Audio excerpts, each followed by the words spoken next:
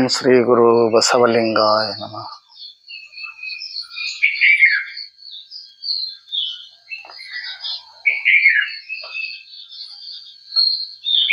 ಕಾಯಗಳು ಗುರುಲಿಂಗ ಜಂಗಮದ ಆಯತವ ಅರಿಯಲಿಕ್ಕೆ ಸುಲಭೋಪಾಯದಿಂದ ಬಿಟ್ಟು ಬಾಹ್ಯ ಸ್ಥಳಕ್ಕೆ ಕುರುವಾಗಿ ದಾಯದೋರಿ ಸಮಸ್ತ ಭಕ್ತನಿ ಕಾಯವನ್ನು ಪಾವನವು ಮಾಡಿದ ರಾಯಪೂರ್ವಾಚಾರ್ಯ ಸಂಗನ ಬಸವ ಶರಣು ಶರಣಾರ್ಥಿ.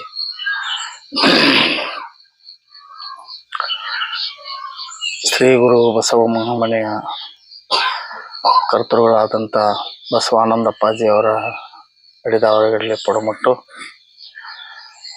ಇವತ್ತಿನ ಈ ಚಿಂತನದ ಕಾರ್ಯವನ್ನು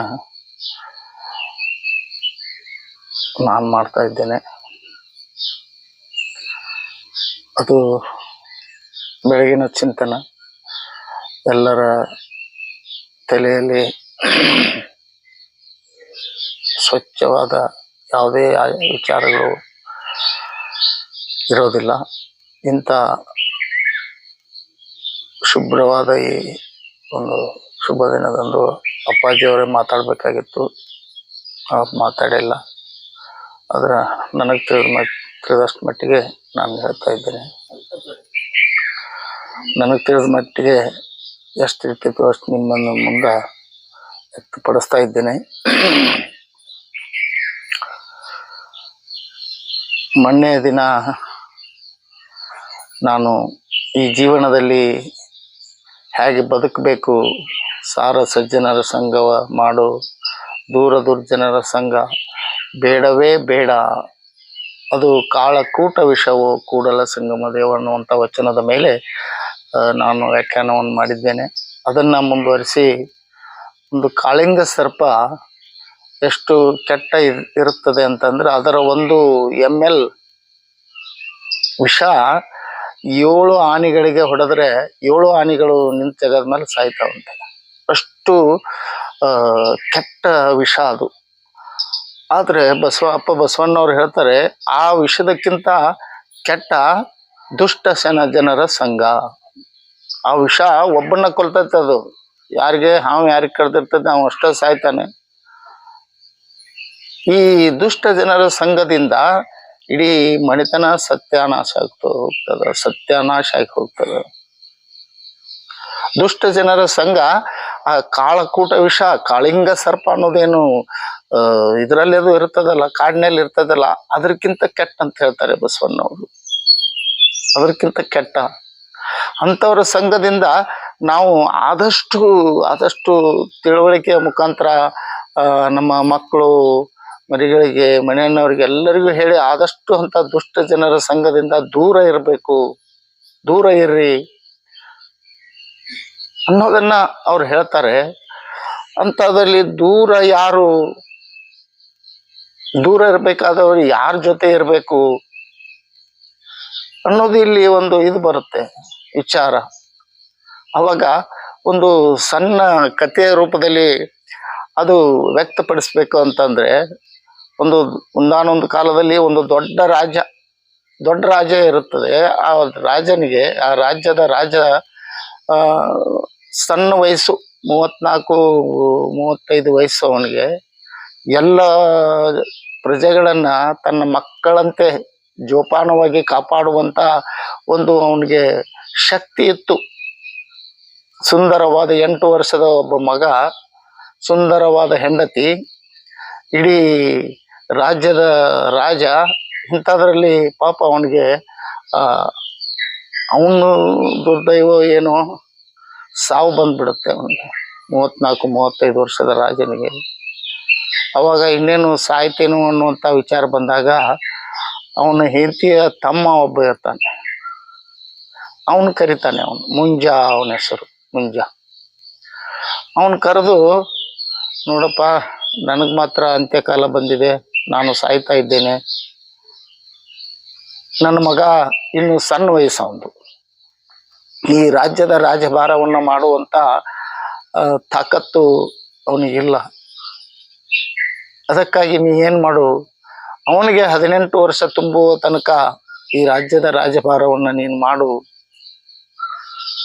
ಮಾಡಿ ಅವನಿಗೆ 18 ವರ್ಷ ಆದಮೇಲೆ ಅವನ ರಾಜ್ಯವನ್ನ ಅವನಿಗೆ ಕೊಟ್ಟು ಅವನನ್ನೇ ರಾಜನ ಮಾಡು ಅಂತೇಳಿ ಕೈ ಮೇಲೆ ಕೈ ಹಾಕಿಸ್ಕೊಂಡು ಆ ರಾಜ ಜೀವ ಬಿಡ್ತಾನೆ. ಅವ ಜೀವ ಬಿಟ್ಟ ತಕ್ಷಣ ಇವ ಅಧಿಕಾರವನ್ನ ವಹಿಸ್ಕೋತಾನೆ. ಮುಂಜ ವಹಿಸ್ಕೊಂಡು 1-2 ದಿನ ಆದ್ಮೇಲೆ ಅವನಿಗನಿಸ್ತದ ಈ ಅಧಿಕಾರ ನನಗೆ ಶಾಶ್ವತವಾಗಿರ್ಬೇಕು, ನನ್ನಿಂದ ಇದು ಬೇರೆಯವ್ರಿಗೆ ಹೋಗಬಾರ್ದು. ದುಷ್ಟ ಜನರು ನೋಡಿ, ಬಸವಣ್ಣವರು ಹೇಳಿದ್ದು ಇವ ಅಂತ ಹೇಳಿಲ್ಲ, ಅವರು ಇಂಥವನ ಹಿಂಗದ ಅನ್ನೋದು ಅಂತ ಹೇಳಿಲ್ಲ. ಅದನ್ನ ದುಷ್ಟ ಜನರ ಸಂಘ ಯಾರಿರ್ತಾರೆ, ಆ ಹುಡುಗ ಅವ್ರ ಅಕ್ಕನ ಮಗ, ಬೇರೆ ಅವ ಅಲ್ಲ. ಕಾಸ ಒಂದ ಹೊಟ್ಟೆಯಿಂದ ಹುಟ್ಟಿ ಬಂದಂತ ಅಕ್ಕನ ಮಗನಿಗೆ ಇಷ್ಟು ಅವನ ಮೇಲೆ ಅಧಿಕಾರ ದೂರ ಮಾಡ್ತದ ಆ ಹುಡುಗನ. ಅದಕ್ಕ ಈ ರಾಜ್ಯವನ್ನು ನಾನೇ ನಡೆಸ್ಬೇಕು, ನನ್ನ ಕೈ ತಪ್ಪಿ ಹೋಗ್ಬಾರ್ದು ಅಂದ್ರೆ ಏನ್ ಮಾಡ್ಬೇಕು ಅಂತ ವಿಚಾರ ಮಾಡಿದಾಗ ಆ ಹುಡುಗ ಅಡ್ಡ ಬರ್ತಾನೆ ಅಂತ ಹೇಳಿ ವಿಚಾರ ಬರುತ್ತೆ ಅವನು. ಹಾಗಾದ್ರೆ ಅಡ್ಡ ಬರುವಂತ ಹುಡುಗನ್ನ ಏನ್ ಮಾಡಿ ನಾನು ಈ ರಾಜ್ಯವನ್ನ ವಶಪಡಿಸಿ ನಾನೇ ನಡೆಸ್ಬೇಕು, ಹಾಗಾದ್ರೆ ಅವನ್ನ ಮುಗಿಸ್ಬಿಡ್ಬೇಕು ಅಂತ ಮುಗಿಸ್ಬಿಡುವಂತ ವಿಚಾರವನ್ನ ತನ್ನ ತಲೆಯಲ್ಲಿ ತುಂಬಿಕೊಂಡು ಒಂದು 7-8 ಜನರನ್ನ ಕಳಿಸ್ತಾನೆ. ಅವರು ದಯೆ, ಧರ್ಮ, ಆಮೇಲೆ ಕರುಣೆ ಇವ್ಯಾವೂ ಅವ್ರಿಗೆ ಗೊತ್ತಿಲ್ಲ. 7-8 ಜನರಿಗೆ ಅವ್ರಿಗೇನು ಕಡಿಯೋದೊಂದೇ, ಅವ್ರಿಗೆ ಏನೇ ಇರಲಿ ಅದನ್ನ ಹೇಳಿದ ತಕ್ಷಣ ಕಡಿಯೋದೊಂದೇ ಅವ್ರದ್ದು ವಿಚಾರ, ಅವ್ರ ಬುದ್ಧಿ. ಅಂತ ಜನರು ಅಲ್ಲಿ ಬಂದಾಗ ಅವ್ರನ್ನ ಕಳಿಸಿದಾಗ ಅವ್ರು ಹೇಳ್ತಾನೆ, ರಾಜ ನೋಡಿ, ನಮ್ಮ ಅಳಿಯನಿಗೆ ವನ ಭೋಜನ, ವನ ವಿಹಾರ ಅಂದ್ರೆ ತುಂಬಾ ಇಷ್ಟ, ಅವನಿಗೆ ಬಹಳ ಸಂತೋಷ. ಅದಕ್ಕಾಗಿ ನಾಳೆ ದಿನ ವನ ವಿಹಾರಕ್ಕೆ ಹೋಗೋಣ. ವನ ವಿಹಾರಕ್ಕೆ ಹೋಗಿ ಅಲ್ಲಿ ಮುಂದಿನ ವಿಚಾರವನ್ನು ನಿಮಗೆ ಹೇಳ್ತೇನೆ ಅಂತಂತ. ಆದ್ರೆ ಅಲ್ಲಿಗೆ ಹೋಗುವಾಗನ ನೀವೆಲ್ಲ ತಯಾರಿ ಮಾಡ್ಕೊಂಡು ಬರ್ಬೇಕು. ಒಬ್ಬನ ನಮ್ಮ ಹಿಂಡಿನಿಂದ ಬೇರ್ಪಡಿಸಿ ಅವನನ್ನ ದೂರ ಕರೆದುಕೊಂಡು ಅವನ ಚೆಂಡವನ್ನು ಕಡಿದು ಬರಬೇಕು. ಅದಕ್ಕಾಗಿ ಅಂತ ಎಲ್ಲ ವ್ಯವಸ್ಥೆಯನ್ನು ಮಾಡ್ಕೊಡ್ರಿ ಅಂತೇಳಿ ಅವನು ಹೇಳಿ ಅವರಿಗೆ ಬಂಗಾರದ ವರಹಗಳನ್ನು ಕೊಡ್ತಾನೆ. ಇವಿಷ್ಟು ಈಗ ಕೊಡ್ತಾ ಇದ್ದೇನೆ, ಕೆಲಸ ಮುಗಿದ ಮೇಲೆ ಇನ್ನು ಸಾಕಷ್ಟು ನಿಮಗೆ ಕೊಡ್ತೇನೆ, ಸಾಕಷ್ಟು ನೀವು ಬಂಗಾರದ ವರಹಗಳನ್ನು ತಗೊಳ್ರಿ, ಆದ್ರೆ ಆ ಕೆಲಸ ಆಗಬೇಕು. ದುಷ್ಟ ಬುದ್ಧಿ, ದುಷ್ಟ ಜನ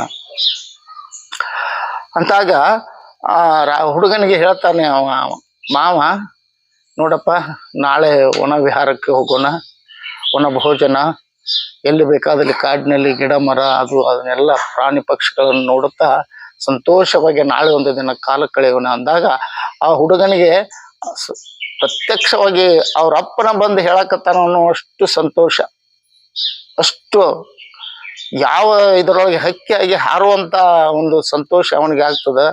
ಆದ್ರೆ ನಾಳೆ ದಿನ ಅವನ ಅಂತ್ಯ ಅನ್ನೋದು ಅವನಿಗೆ ಗೊತ್ತಾಗೋದಿಲ್ಲ. ಅವರೆಲ್ಲ ಕಾಡಿಗೆ ಹೋಗ್ತಾರೆ. ಕಾಡಿಗೆ ಹೋದ್ಮೇಲೆ ಎಲ್ಲರೂ ಓಡಾಡೋದು, ಸೈನಿಕರು ಇರ್ತಾರೆ. ರಾಜನ ಮಗ ಅಂದಮೇಲೆ ಕೇಳೋದ, ಅಲ್ಲೆಲ್ಲ ಬೇಟೆ ಆಡೋದು, ಪ್ರಾಣಿ ಪಕ್ಷಿಗಳನ್ನು ನೋಡೋದು, ಇಂಥ ಎಲ್ಲ ಕಾಲವನ್ನು ಕಳೆದು ಊಟ ಪ್ರಸಾದದ ವೇಳೆಗೆ ಎಲ್ಲರೂ ಪ್ರಸಾದ ತಗೊಂಡು ಇನ್ನೇನು ಒಂದು ಸ್ವಲ್ಪ ವಿಶ್ರಮಿಸ್ತೇನೆ ಅಂತ ಹೇಳಿ ಅವನು ಮುಂಜ ದೂರ ಸರಿತಾನೆ. ಹಾಗೆ ದೂರ ಸರಿದು ಈ ಹುಡುಗನ ಒಬ್ಬರನ್ನ ಮಾಡಿ ಅವ್ರು ಕರ್ಕೊಂಡು ಹೋಗ್ತಾರೆ. ಕರ್ಕೊಂಡು ಹೋಗಿ ಅವನ ಮುಖ ನೋಡ್ತಾರೆ ಅವರು. ಆ ಕಟುಕರ ಕಲ್ಲ ಹೃದಯದಲ್ಲಿಯೂ ಕೂಡ ಕರುಣೆ ಹೋಗ್ತದ. ಏನ್ರಿ, ಆ ಕಟುಕರ ಕಲ್ಲು ಹೃದಯದಲ್ಲಿಯೂ ಕೂಡ ಕರುಣೆ ಹೋಗ್ತದ. ಅವನ ಮುಖ ನೋಡಿ, ಇವನು ನಮ್ಮ ರಾಜ್ಯದ ರಾಜನ ಮಗ, ಇವನನ್ನ ನಾವು ಕೊಂದ್ರೆ ಅವರಪ್ಪನಿಂದ ಸಾಕಷ್ಟು ನಾವು ಉಪಕಾರವನ್ನು ಉಪಯೋಗಿಸ್ಕೊಂಡಿದ್ದೇವೆ. ಸಾಕಷ್ಟು ನಮಗೆ ಉಪಕಾರ ಮಾಡಿದ್ದಾನೆ ಅವರಪ್ಪ. ಈಗೇನೋ ಪಾಪ ಒಂದು ಕಷ್ಟ ಕಾಲ ಬಂದಿದೆ, ಅವನನ್ನ ಕೊಲ್ಲೋದು ಬೇಡ ಅಂಥೇಳಿ ಅವನಿಗಿದ್ದದ್ದನ್ನು ಹೇಳ್ಬಿಡ್ತಾರೆ ಆ ಹುಡುಗನಿಗೆ. ಅವಾಗ ಆ ಹುಡುಗ ಹೇಳ್ತಾನೆ, ರಾಜನ ಮಾತನ್ನ ಮೀರಬಾರ್ದು, ರಾಜ ನಿಮಗೇನು ಹೇಳಿದಾನಲ್ಲ ಅದನ್ನ ನೀವು ಮಾಡ್ರಿ, ರಾಜಾಜ್ಞೆಯನ್ನ ಮೀರೋ ಹಾಗಿಲ್ಲ. ಯಾಕಂದ್ರೆ ರಾಜ ಪ್ರತ್ಯಕ್ಷ ದೇವತಾ ಆಗಿನ ಕಾಲದಲ್ಲಿ. ರಾಜನು ಕಾಣುವ ದೇವರು, ಅವ ಬೇಕಾದ್ದು ಕೊಡ್ಬೋದು ಅವನಿಗೆ. ಒಂದು ಇಡೀ ಊರನ್ನ ಬಂಗಾರದ ಹೊಗೆ ಹಾಯಿಸುವಂತ ಶಕ್ತಿ ಆ ರಾಜನಿಗಿರ್ತದ. ಆ ಊರನ್ನ ಸುಟ್ಟು ಭಸ್ಮ ಮಾಡಿ ಕರಕಲ್ ಹೊಗೆ ಹಾಯಿಸುವಂತ ಶಕ್ತಿಯು ಆ ರಾಜನಿಗಿರ್ತದ. ಅದಕ್ಕಾಗಿ ಆ ದೇವರಿಗೂ ಆಗದಂತ ಕೆಲಸ ಮಾಡ್ತಾನೆ ಅಂದಮೇಲೆ ಅವ ಪ್ರತ್ಯಕ್ಷ ದೇವರು ಅಂತ ಜನರು ತಿಳ್ಕೊಂಡು ಅದನ್ನ ರಾಜನೇ ಅಂತ, ದೇವರೇ ಅಂತ ಅವನ್ನ ಕಾಣ್ತಿರ್ತಾರೆ. ಆ ರಾಜನೂ ಕೂಡ ದೇವರ ಹಾಗೆ ಇರ್ತಾನೆ. ಅಂತವನ್ನ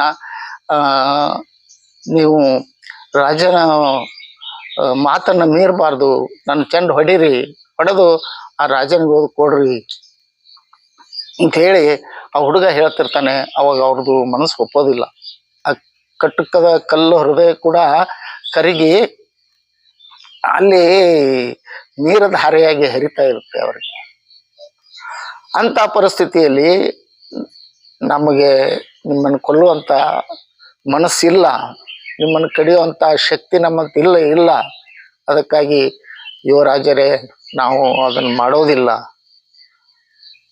ರಾಜಾಜ್ಞೆಯನ್ನು ಮೀರ್ತಿದ್ದೀರಲ್ಲಪ್ಪ ನೀವು, ರಾಜನಿಗೆ ವಿರೋಧ ಆಗ್ತಿದ್ದೀರಿ. ನಾಳೆ ನಿಮ್ಮ ಚೆಂಡನ್ನು ಹೊಡಿಬಹುದವ, ನೀವ್ಯಾಕೆ ನನ್ನ ಮಾತು ಕೇಳಿಲ್ಲ ಅಂತೇಳಿ. ಅದಕ್ಕಾಗಿ ಮೊದಲು ಈ ಕೆಲಸವನ್ನು ಮಾಡಿ ಅಂತ ಎಷ್ಟು ಹೇಳಿದ್ರು ಅವ್ರು ಮಾಡೋದಿಲ್ಲ. ಹಾಗಾದ್ರೆ ನಿಮ್ಮ ರಾಜನಿಗೆ ಒಂದು ಪತ್ರವನ್ನು ನಾನು ಬರೆದು ಕೊಡ್ತೇನೆ. ಆ ಪತ್ರವನ್ನು ಓದಿ ಅವರಿಗೆ ಕೊಡ್ರಿ. ಆ ಪತ್ರವನ್ನ ಬರೀತಾನೆ ಯುವರಾಜ, ಸಣ್ಣ ಬಾಲಕ. ಪತ್ರವನ್ನು ಬರೆದು ಆ ಪತ್ರವನ್ನ ಯುವರಾಜನಿಗೆ, ಮಹಾರಾಜರಿಗೆ ಕೊಡ್ರಿ ಅಂತ ಹೇಳಿ ಕೊಟ್ಟು ಕಳಿಸ್ತಾನೆ. ಅವಾಗ ಇವರು ಅರಮನೆಗೆ ಹೋಗ್ತಾರೆ. ಇವರು ಕಟಕರು ಅರಮನೆಗೆ ಹೋಗಿ ರಾಜನಿಗೆ ಭೇಟಿ ಆಗ್ತಾರೆ. ರಾಜ ಅಗದಿ ಸಂತೋಷದಿಂದ ನನ್ನ ಅಡ್ಡ ಬಂದಂತ ಒಂದು ವಿಪತ್ತೇನಿತ್ತಲ್ಲ ಅದು ಪರಿಹಾರ ಆತು, ನಾನಿನ್ನ ಈ ರಾಜ್ಯ ನಾನೇ ಶಾಶ್ವತವಾಗಿ ನಾನೇ ಇರ್ತೇನೆ ಅನ್ನುವಂತ ಒಂದು ಸಂತೋಷದಲ್ಲಿ ಹೋದ ಕೆಲಸವನ್ನು ಮಾಡ್ಕೊಂಡು ಬಂದಿರಲ್ಲ ಅಂತ ಹೇಳ್ತಾರೆ.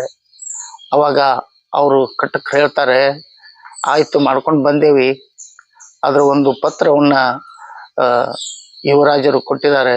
ಆ ಪತ್ರವನ್ನ ಓದಿ ನೀವು ನೋಡ್ಬೇಕು ಅಂತ ಹೇಳಿ ಕೊಟ್ಟು ಕಳಿಸಿದ್ದಾರೆ, ಓದ್ರಿ ಅಂತ ಅವ್ರ ಕೈಯಾಗ ಕೊಡ್ತಾರೆ. ಅದನ್ನ ರಾಜ ಓದುವುದನ್ನ ನಾಳೆಯ ದಿವಸ ಇನ್ನೊಂದ್ಸಲ ಮತ್ತೆ ನನಗೆ ಇದು ಬಂದಾಗ ನಾನು ಹೇಳ್ತೇನೆ. ಎಲ್ಲರಿಗೂ ಶರಣಾರ್ಥಿಗಳು.